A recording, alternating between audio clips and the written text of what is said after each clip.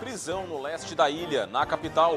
Polícia prende uruguaio incluído na difusão vermelha da Interpol, acusado de 3 assassinatos. Prazo próximo do fim. Termina hoje o período de entrega da declaração do Imposto de Renda de 2025.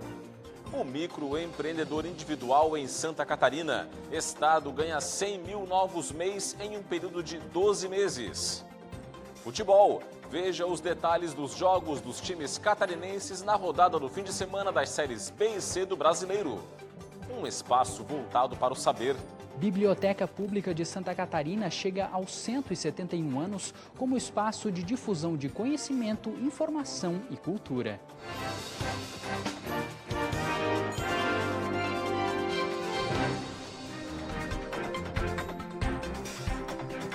Olá, uma boa noite para você. A gente começa este Band Cidade com os detalhes de 2 operações do GAECO deflagradas hoje em Santa Catarina. Teve ação que investiga crimes contra a ordem tributária e também uma operação contra o planejamento de atos violentos em uma escola. Os detalhes agora ao vivo com o repórter Gabriel Felipe. Oi, Gabriel, boa noite para você. Olá, uma ótima noite para você, Rodrigo, para todos que nos acompanham aqui na tela do Band Cidade. A primeira ação foi a segunda fase da operação, aliás, Packing List, que investiga crimes contra a ordem tributária que teriam sido cometidos por 2 empresas do ramo de logística. Um mandado de busca e apreensão foi cumprido no litoral norte do estado. O prejuízo estimado com a sonegação fiscal chega a 100 milhões de reais. Os grupos investigados são suspeitos de transportar e comercializar mercadorias sem nota fiscal, além de ocultar e dissimular bens e valores, o que caracteriza lavagem de dinheiro. A segunda operação ocorreu no sul do estado. Agentes do GAECO e da Polícia Civil cumpriram uma busca e apreensão e uma quebra de sigilo telefônico. A ação apura a existência de um grupo criminoso que planejava o cometimento de atos violentos em uma escola de Turvo, no sul do estado. Por enquanto é isso, Rodrigo. Daqui a pouquinho eu volto aqui no Band Cidade com outros assuntos. Rodrigo? Obrigado, Gabriel. Até daqui a pouco com outras informações aqui no Band Cidade. Policiais federais e militares prenderam hoje um uruguaio incluído na lista de difusão vermelha da Interpol. A prisão ocorreu no leste da ilha, aqui na capital. O homem foi preso na Barra da Lagoa, no leste da ilha, onde morava. Com ele, os policiais encontraram 2 quilos de maconha, 41 mil reais em dinheiro, 40 mil dólares em espécie, o equivalente a 228 mil reais, além de um carro e uma motocicleta. O homem portava uma série de documentos falsos com identidades distintas. Foi por meio da identificação biométrica que os agentes descobriram que se tratava de um uruguaio incluído na lista de difusão vermelha da Interpol, suspeito de cometer 2 assassinatos no fim de 2024 na Argentina e um em 2021 no Uruguai. O preso aguarda pela extradição para a Argentina, mas pode responder criminalmente no Brasil por tráfico de drogas. Hoje também foram deflagradas pela Polícia Civil as operações Maestro e Coleta Seletiva, as 2 em Garopaba, no sul do estado. A Operação Maestro apura fraudes em licitações na área da construção civil. Durante as investigações, a polícia descobriu indícios de irregularidades em licitações da coleta de lixo, o que motivou a Operação Coleta Seletiva. Foram cumpridos mandados de busca e apreensão na Prefeitura de Garopaba. Em nota, a Prefeitura de Garopaba confirmou a operação, informou que colabora com as investigações e reiterou o compromisso com a transparência. Na capital e região metropolitana, agentes da DEIC apreenderam 640 mil reais em mercadorias falsificadas nos dias 28 e 29 de maio em uma operação contra a pirataria. 2 estabelecimentos comerciais em Florianópolis, 2 em São José e 1 em Palhoça foram fiscalizados. As equipes apreenderam 8 mil peças de roupas, 4 mil pares de calçados, além de produtos eletrônicos, bolsas e perfumes. Os suspeitos vão responder por crimes contra a propriedade imaterial, contra as relações de consumo e contra a ordem tributária. Um laboratório de êxtase foi descoberto pela Polícia Civil em Florianópolis nesta quinta-feira. O ponto de produção de drogas sintéticas ficava na comunidade do Morro do Caju e foi descoberto por agentes da Delegacia de Combate às Drogas da capital. Foram apreendidos 2,5 kg de MDMA, avaliados em quase R$500 mil. Uma pessoa foi presa em flagrante. O laboratório tinha estrutura voltada para a produção em larga escala. As investigações prosseguem agora para identificar outros envolvidos neste esquema. E um homem morreu em um grave acidente nesta sexta-feira na BR-470, entre Indaial e Rodeio, no Vale do Itajaí. Odair José Amorim, de 42 anos de idade, completaria 43 anos neste sábado. Ele dirigia um carro que saiu da pista entre as cidades de Indaial e Rodeio e capotou de forma violenta. O veículo parou em uma área de mata próxima à rodovia. O acidente ocorreu por volta das 7h30 da manhã desta sexta-feira. Quando os socorristas chegaram ao local, encontraram Odair já sem vida. O homem era morador de Indaial. A pista da BR-470 não chegou a ser interrompida devido ao acidente. A seguir, o comentário de Cláudio Prisco Paraíso no Band Cidade e a previsão do tempo para o fim de semana em todo o estado. E veja também, termina logo mais o prazo de entrega da declaração do Imposto de Renda 2025, ano base 2024. As informações ao vivo, depois do intervalo. Continue com a gente.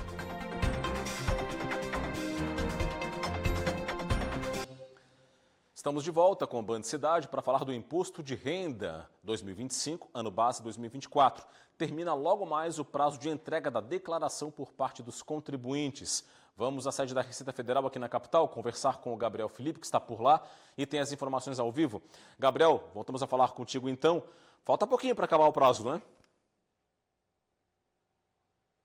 Exatamente, uma ótima noite para você, Rodrigo, mais uma vez. Estamos aqui, portanto, na Receita Federal em Florianópolis para conversar um pouquinho, né, sobre esse último dia aí da entrega da declaração do Imposto de Renda. E para tratar justamente sobre esse assunto, está aqui ao meu lado o auditor fiscal e delegado da Receita Federal, Sérgio Savariz. Uma ótima noite para você. Eu queria entender, portanto, justamente quais que são os dados que nós temos até agora, quantos catarinenses já fizeram essas entregas das declarações até agora.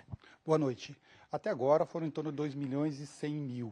Nós estamos esperando os 2.300.000, então foram em torno de 200.000 ainda declarações, estão esperando ainda até a meia-noite. Perfeito. E as declarações pré-preenchidas, quantas foram entregues até agora? Como é que estão esses números, né? A média está sendo disponibilizado para preenchidos 60%, mas ela foi entregue um pouco mais do que isso. E todas as pré-preenchidas, em torno de 65%, já foram entregues utilizando as pré-preenchidas. Agora, quem ainda não entregou a declaração, mas também não tem todos os documentos para fazer essa declaração, como é que ele deve proceder? Nesse momento, o importante é entregar. Entrega, mesmo que não tenha todas as informações, mesmo que tenha alguma informação errada, e depois retifique logo em seguida. Não deixe muito tempo, você não acaba esquecendo, mas retifique logo em seguida. Por quê? Porque a retificadora não tem multa, enquanto entrega em atraso tem multa. Então, nesse caso, é melhor entregar mesmo com inconsistências. É possível cair em malha, mas logo em seguida, consulta, verifica o que está errado e faz a retificadora sem penalidade nenhuma. Agora, por exemplo, quem não fizer a entrega, quem por acaso perder esse prazo, como é que vai poder proceder depois? Então, vai estar omisso. Nesse primeiro momento, a partir da meia-noite, vai estar omisso. Omisso tem algumas implicações. Ele não vai poder ter certidão negativa, não vai poder ter alguns acessos, algumas informações, especialmente no sistema bancário, em alguns concursos vestibulares. Nesse caso, vai ter que fazer a entrega da declaração. Nesse caso, vai ter uma multa é R$ 165 ou 1%, limitado a 20%, 1% ao mês, limitado a 20% sobre o valor do imposto apurado. Agora, hoje também começa o processo de restituição do imposto de renda, né? Como é que funciona esse processo da restituição? Como é que são esses prazos? Então, nós temos uma prioridade. Está sendo restituído nesse momento, nesse instante, hoje, inclusive uma quantidade bem grande, a maior da história. Só que em Santa Catarina está sendo 450 milhões de reais sendo restituído hoje, de quem já entregou a declaração agora em abril, em final de março e abril, começo de maio. Primeiro, os idosos acima de 80 anos, depois entre os 60 e 80 anos, depois quem tem alguma deficiência, professores e depois quem fez pedindo PIX. É nessa ordem que é priorizado para entregar. Hoje mesmo está sendo quase 400 mil catarinenses recebendo restituição.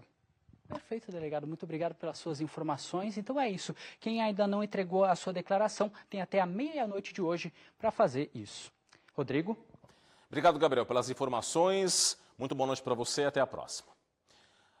Hora da política aqui no Band Cidade, e política você sabe, é assunto para o comentário de Cláudio Prisco Paraíso. Olá, Prisco, boa noite para você. Boa noite, Rodrigo. Na última quarta-feira comentamos aqui que Jorginho Melo deslocava-se para Chapecó com a intenção de participar do lançamento da 22ª edição da EFAP, mas não havia teto e não conseguiu aterrissar. Essa foi, pelo menos, a alegação oficial. Mas parece que talvez outras razões de natureza política podem ter motivado o freio da arrumação. Quem sabe chegou a informação de que o presidente da Assembleia, Júlio Garcia, principal liderança do PSD, estaria no evento, como esteve, e o que ele fez no evento? Confira. Lamentando e outros comemorando, essa vai ser a sua última EFAP, porque você tem desafios maiores. Você tem muito a contribuir com Santa Catarina. Que desafios maiores? Em março, no seu aniversário, foi lançado pré-candidato ao governo. Está na propaganda eleitoral da televisão. É o nome do PSD. Prossegue. Santa Catarina precisa do João Rodrigues. Por isso, gente, nós pedimos que vocês o liberem. Comemorem essa última EFAP do João e continuem celebrando essa região maravilhosa que é o oeste de Santa Catarina. Querido amigo Altair, viva Chapecó! Viva o oeste de Santa Catarina!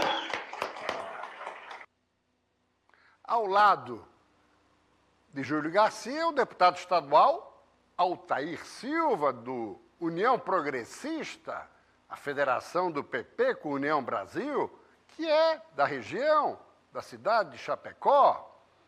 Veja que, efetivamente, o projeto João Rodrigues ao governo começa a ser pavimentado.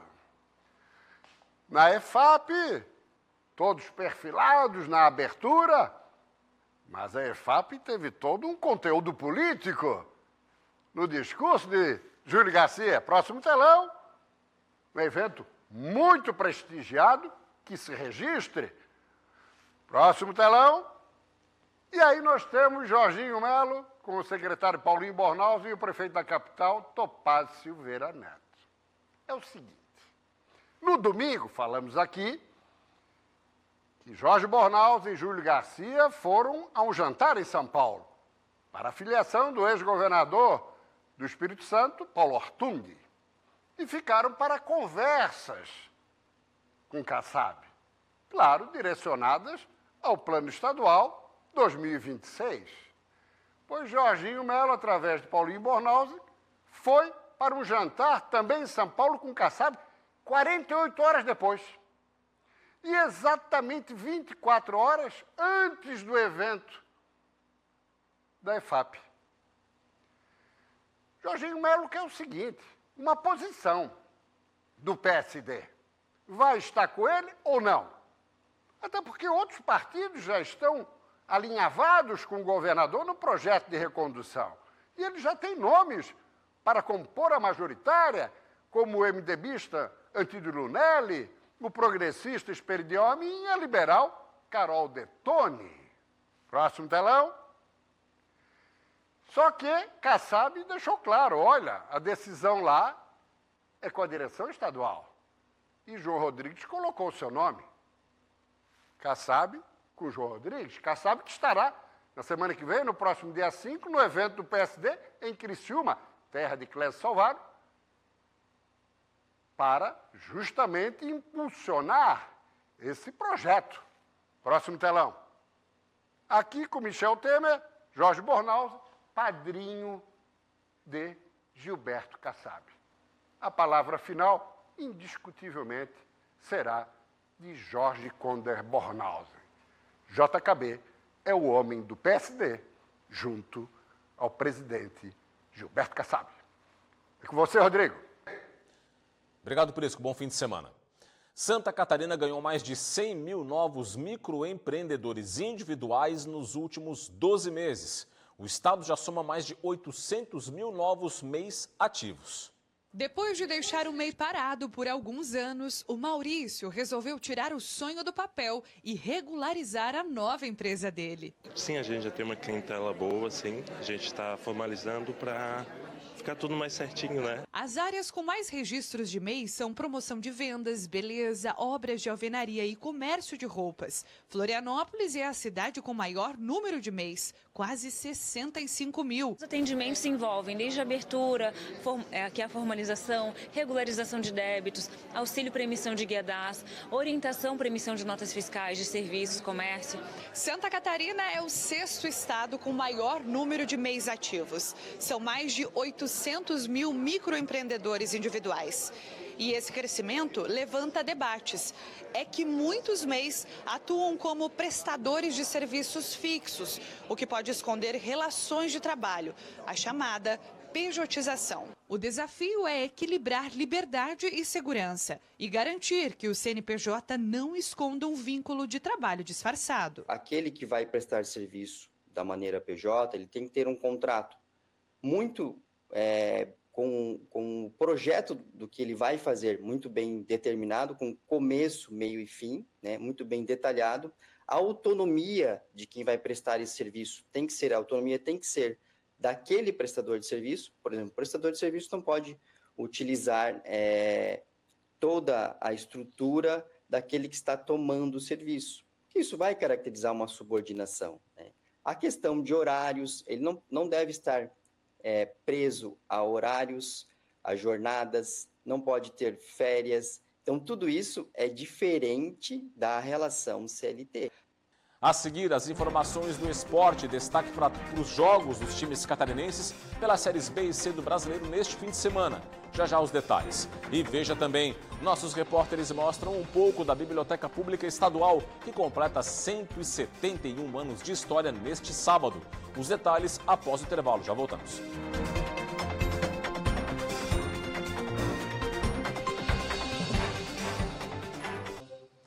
Estamos de volta com o Band Cidade para destacar o que é notícia no esporte.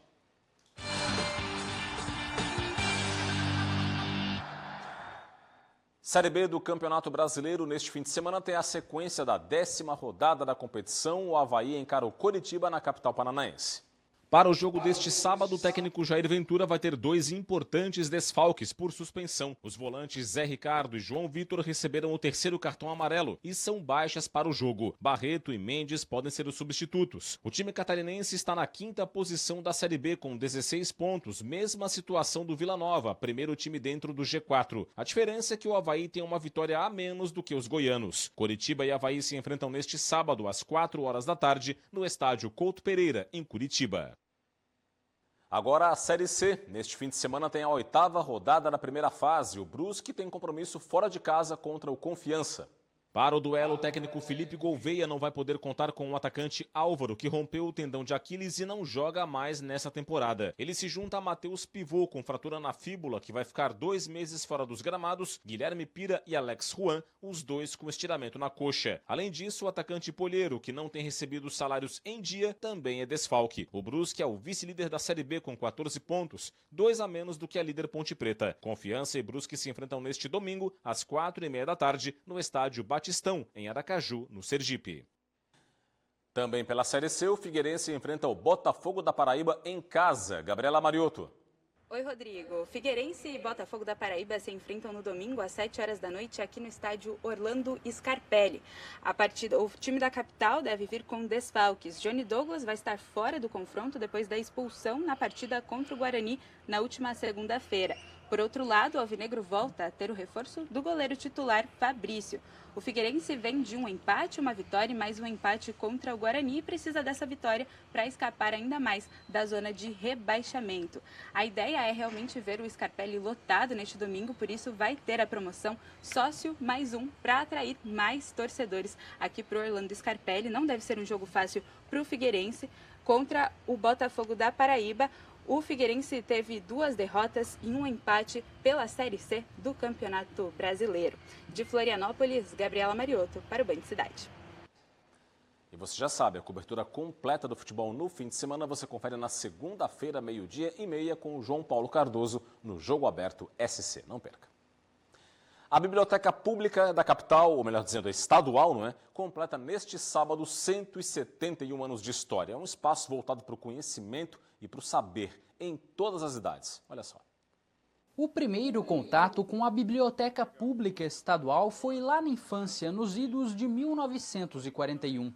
Dona Osmarina tinha apenas 11 anos de idade e veio por recomendação de uma professora. Dona Ina Vaz, professora de História, disse para nós, se vocês, alunos de História, tiver alguma dificuldade com os pontos, com as lições da história que eu conto, vocês desçam essa escada aqui da igreja e ir direto lá no jardim, na calçada do palácio, lá no fim, tem a Biblioteca Pública. De lá para cá, uma verdadeira relação de amor pelos livros se desenvolveu. A aposentada é reconhecida como a mais antiga frequentadora da biblioteca. Autora de 15 livros, ela afirma que, em meio à era digital, os jovens precisam redescobrir o prazer de um ambiente como esse. Eu acho que o jovem tem que vir aqui, porque aqui é que está o arquivo. Aqui é que ele vai saber tudo lá do passado, porque eu contar é uma coisa, e você encontrar num livro desse, toda a história que você precisa saber é que está importante. Segundo o dicionário, uma biblioteca é um edifício onde ficam depositadas, ordenadas e catalogadas coleções de livros, periódicos e outros documentos. Mas a Biblioteca Pública de Santa Catarina é mais do que isso. É um local de estímulo à aprendizagem que pode incentivar o pensamento crítico, promover o desenvolvimento pessoal e profissional e fazer a diferença na vida de uma pessoa. Uma cerimônia de comemoração ao aniversário de 171 anos desse espaço histórico de Santa Catarina foi realizada nesta sexta-feira. Sob responsabilidade da Fundação Catarinense de Cultura, o local oferece acesso a conhecimento, informação e cultura. Não é só a casa onde moram os livros. Aqui se concentra o saber produzido e partilhado pelo leitor e produzido pelo escritor.